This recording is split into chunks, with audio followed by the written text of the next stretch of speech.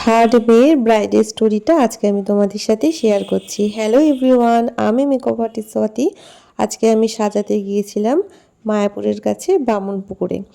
ব্রাইডটি ছিল তো ভীষণই শান্তশিষ্ট ভালো, এবং ও আমাকে ভালোভাবে বুঝিয়ে বলে দিচ্ছে যে দিদি আমার স্কিনটা এরম কম্বিনেশন স্কিন, কিন্তু আমার কপালে প্রচণ্ড ঘাম হয় এবং আপার লিপেও প্রচণ্ড ঘামি।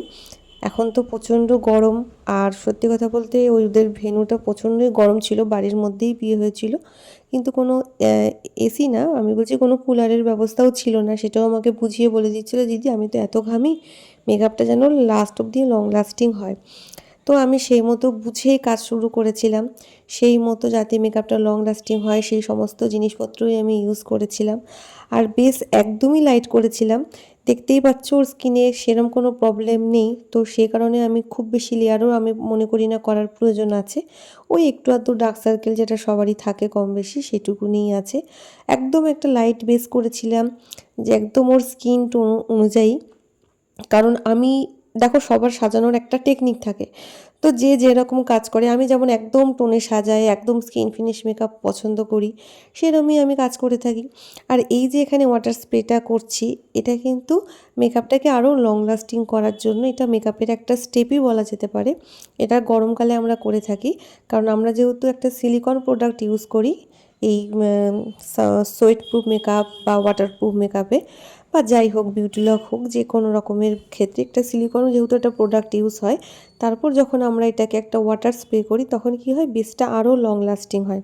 এটা কাউকে দেখানো বা বোঝানোর জন্য না, যখন হাতে টাইম থাকে তখন আমরা করি। এবার সব কিছু তো আমাদের হাতে থাকে না, আমরা বাড়ি থেকে বেরোনোর আগে অনেক কিছু ভেবে যাই, এটা করব সেটা করব, কিন্তু এমন অনেক পরিস্থিতি হয় অনেক কিছু স্টেপ বাদ দিয়ে দিতে হয়, কারণ ওই যে বললাম আমাদের হাতে থাকে না। কিছু কিছু সময় বসতে এত দেরি করে, মানে দেখা যাচ্ছে 2 ঘন্টা 2.5 ঘন্টা লেট। এবার লাস্টে সাজতে এসে বলছে আমাকে একদম কিছু করতে হবে না, এটা করতে হবে না, সেটা করতে হবে না, বাদ দিয়ে দাও।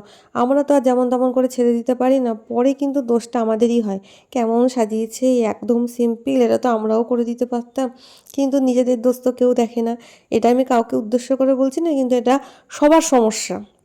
আমরা মেকআপ আর্টিস্টরা এটাতে প্রচণ্ড ভুক্তভোগী, নতুন করে আর বলার কিছু নেই। যদি টাইমে বসা যায় তাহলে কি হয়, সবাই যা ডিমান্ড করে থাকে, মানে ক্লায়েন্টরা আমাদের যা ডিমান্ড করে থাকে, আমরা 100% দিয়ে সেটা রাখার চেষ্টা করি, কারণ এটাই তো আমাদের কাজ। আর আমরা এটা সোশ্যাল মিডিয়ায় পোস্ট করব, আমরা তো চাইবই আমাদের 100% দিতে, কিন্তু ওই যে বললাম কিছু কিছু সময় আমাদের হাতে সবটা থাকে না, সত্যিই আমাদের হাতে কিছু করার থাকে না, কি আর করা যাবে। যাই হোক, আজকে অনেক কথাই বলে ফেললাম।